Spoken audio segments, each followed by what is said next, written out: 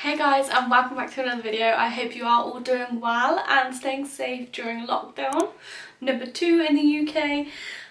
So basically today I just wanted to chat a little bit about what the scales are telling us, or what they're doing to us, or how they're making us feel. And not that scales, which are an inanimate object, be making us feel any way at all, but unfortunately they do. Like, let's not lie, they do. I'm sure we can all say at one point, yeah, they've made us feel pretty crap. So I just wanted to sort of touch on this really, and sort of go through my tips and exactly what the scales mean to me, my experience, and just sort of give you some advice to know that 1, you're not alone, and 2, like, it's normal, and 3, basically what your scales are actually telling you, and not for you to panic every time you have to weigh yourself, or maybe at the end I'll just tell you to throw the scales out, you never know. But yeah, so if this video does help you and you feel like, you know, the scales are ruining your life, then please give it a big thumbs up, click the subscribe button, turn your notifications on, and let's get into the video so we can stop that from happening ever again.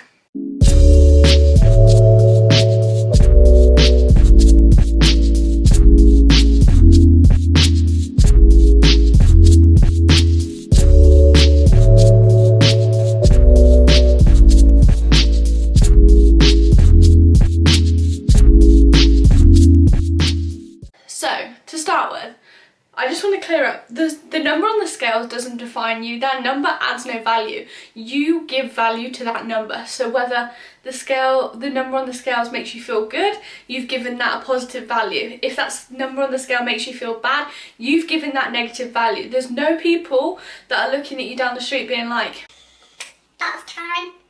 She weighs that much on the scale, that means she's a bad person." Or, "Oh look, there's Sally. She weighs that much on the scales, so she's a good person." Like, the number on the scales doesn't define you. The number on the scales means absolutely jack shit, basically. We all probably weigh ourselves on home scales, so you know those ones that have got like the 4 corners, obviously because they're square normally. They sit in your bathroom, probably on your bathroom floor, which is like probably like this, because let's be honest, not every house is going to be built flat. Mine definitely is on a tilt. So then the things that they use to balance out, like scales that you know weigh, they're uneven. So yeah, they're normally from Argos, you know, £20. They're not built the best, like, let's be honest, they're not. It's not like we're about to spend, like, you know, you might spend hundreds of pounds, but I know for me, I don't want to spend hundreds of pounds to then get on something that makes me feel bad about myself. I'd rather spend hundreds of pounds on Gymshark clothes that when I look in the mirror make me feel good about myself, you know? So if you're like me, you probably spend, I don't know, £15, £20 on some scales from, say, Argos. Now, these scales aren't accurate, like, they're just not. There's no way for you to know that they are accurate. I've used the scales here, and I've used the scales at my work, which is like a body track scanner, which is basically supposed to like scan your body fat, muscle mass. I know you can get some home scales that do this now, but in all seriousness, how do we actually know that they're accurate? Like, we don't. We're just going off a number. So if you are weighing yourself and like that's something that you want, and you want to, like, I don't know, lose weight, let's say, don't focus on what that number exactly is, just focus on the trend. So is the number coming down? Because regardless, the number doesn't really matter. I know I've changed scales before and suddenly it shot up. Now I know then my previous ones weren't accurate. You want to make sure your scales are on a flat floor, like you want it as flat as possible. Don't be measuring on carpet, make sure you're measuring on like some sort of laminate flooring, tiles, that sort of thing, and make sure it's as flat as you can get it. Obviously, like I said, it's not always going to be flat, but that is something to consider. Weigh yourself in the same place. If your scales are anything like mine and you move them around slightly, they will constantly change. This isn't you, this is the scales, this is your house, this is what everybody goes through. Just keep your scales in the same place. Like I said, it doesn't matter what the number is, just keep them in the same place, and you know that every time you're taking those sort of changes out of it. So as long as you're not moving it each time, you're reducing the what's it called, like limiting factors or something, I'm not sure, but you're limiting like variations. I think that was it. I have no idea what I was talking about before. So you want to, yeah, keep in the same place, weigh yourself at the same time, you know, keep the variations all the same. But you want to sort of take emotion out of what the actual number is telling you, because the number isn't telling you itself, it's literally just popping up a number. Now, our home scales, you know, most of us, what I would be recommending to my clients or anyone I work with is you want to be weighing yourself in the morning when you, first thing when you wake up. Probably I would suggest go to the toilet first, empty yourself, you know. You want to get rid of that extra waste. You don't want to be measuring, weighing that. But that brings me on to when you step on the scales, your scales are measuring everything. Your scales aren't just measuring how, like, your fat. So when you look at the number and you think, oh, like, I'm sure I've done, I know I've done this before. I've looked at the scale and gone, oh my god, I'm fat. Oh my god, I've put on so much weight. Okay, but you don't actually know that because the scale hasn't gone, excuse me Shannon, you have gained weight. No, the number has just increased. Now this could account for absolutely everything. So when you step onto the scales are weighing your fat, your muscles, your bones, your organs, your blood, your hair, that hairband in your hair, or that hairband that's on your wrist all the time, the watch that you wear every day. You might have your pants on. If you've got your pajama top on, I would normally recommend like weighing yourself naked if you can, but you know, sometimes it's really cold, so you want to like keep pants on or something. It's going to be weighing that. If you haven't quite gone to the toilet, you're weighing that excess. If you just so happen to drink something when you wake up, you're weighing that. So try not to like drink or eat anything before you get on the scales. If you know, even so far as to if you've got an extra bogey in your nose that you haven't blown your nose yet when you've woken up, it is measuring that. It is not just measuring your weight. Isn't just your fat. Your weight is everything that makes you, basically. But on top of this, what the scales also weigh is your food intake, probably from the night before, and if like whatever, your water intake from the day before, your salt intake, and also how much exercise you have done. Your exercise will affect it because you will obviously, you might have like DOMS, your muscles will swell up to protect itself. We've spoken about this before.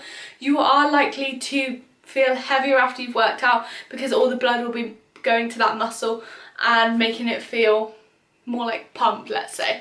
That's going to add to the weight on the scales. Now, so when this number, like I was saying, when this number pops up, it's you that are adding the negative to that number. This number is not, you don't have good or bad numbers. You might have like your ideal numbers, but that's you that have set that. No, like I said, no one cares what number you are. Like, I promise you they don't. With as harsh as it sounds, you are not that important to everyone else in the street. Like, no one else is looking at you going, geez, you weighed an extra 6 pounds this morning. It's really not a big deal. So yeah, as I was saying, don't let the numbers stress you out, because it is only yourself that is adding like stress to this situation.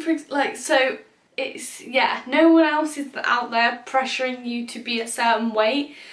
I know we've all done it. Like, I've been like, oh my god, you can't be over, I don't know, 65 kg, but realistically, no one is out there being like, oh my god, look, Shannon weighs over 65 kg today. Like, no one is out there saying that. So try not to let the number stress you out, because I promise you no one else is judging you for the number that it tells you when you step on the scales in the morning. And also no one else knows, so don't let it have that much emotional effect on you, because I know, speaking from experience, it can be so damaging, and I would hate for other people to go through what I've been through with scales and it make you feel so shit about yourself. It's really not worth it. There is so much more to life than being upset by a number that's popped up on some digital device that isn't even correct. So I'm sure we've had it where, you know, you've worked your ass off all week and you feel amazing, like you honestly feel so good.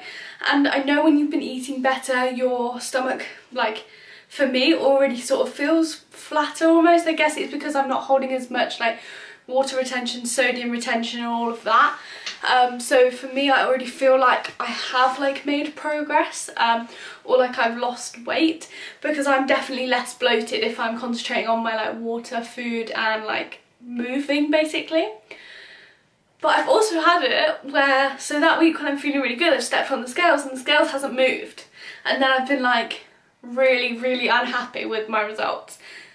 And then I've been sat there and like I now have this with my clients. I'm like, Oh, I've been there, so I know how that feeling is, but we need to try and teach ourselves to not be like that, because if you have, you know, you have worked your ass off, you can honestly say that, you know, I can tell all my clients do, and you're just not, the scales just aren't always going to show you the results. But if you feel good and you look good in the mirror, does that not mean more to you than what a number says? Because like I said, that number has no value.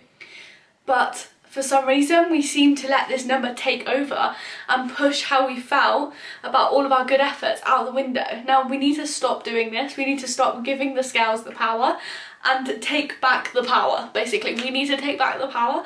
And if you have smashed this week or smashed your week, be happy, because you will make progress. And for me, I would much rather look in the mirror and be comfortable with what I see than a number tell me I've lost weight, personally.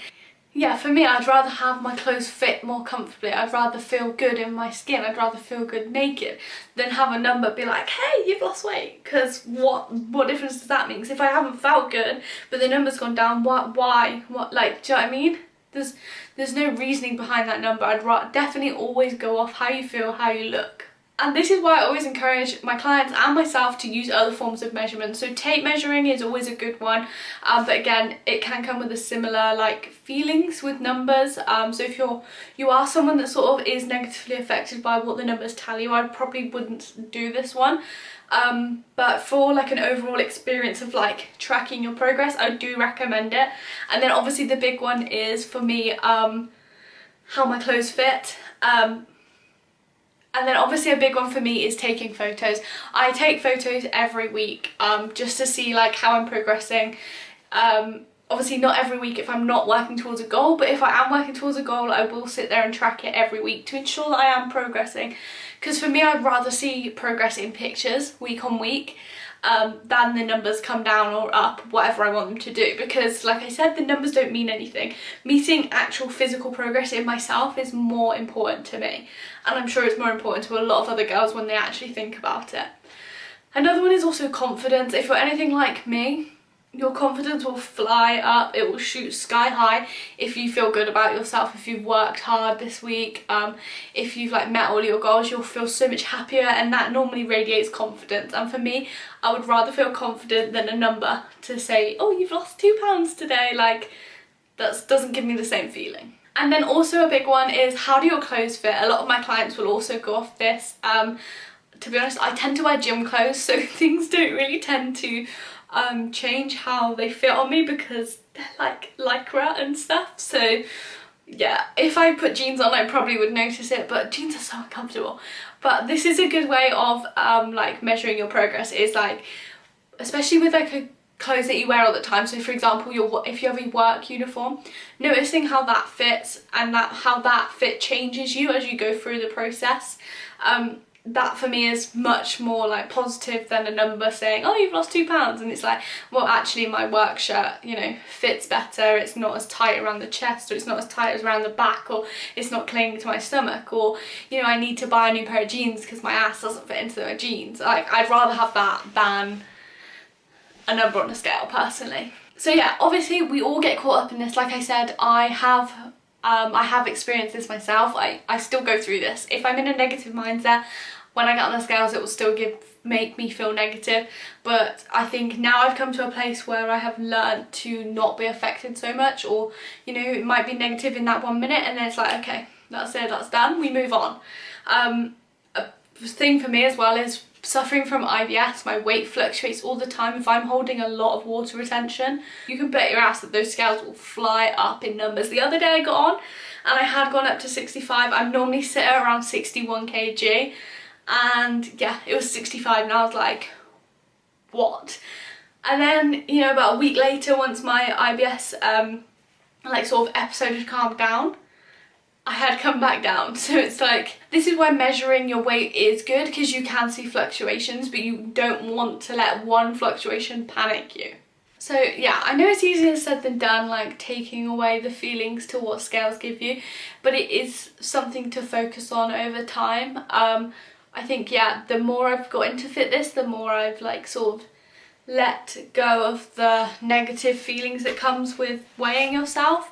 It's so stupid that it does it, but it does, and we've all been there, and that's okay. But we all want to go through it and get through it and get over it, because like I said, it's not adding any value to your life. So let's kick that negative like emotion to the scales out and focus on how you're feeling. That's always number one. I also just wanted to let you know, so when you have carbs, so say you have carbs the day before, check in, which most of us will, because carbs are in vegetables as well, they're not just in bread, so carbs don't make you fat. But what happens is, when you have 1 gram of carbs, it adds 3 grams of water retention.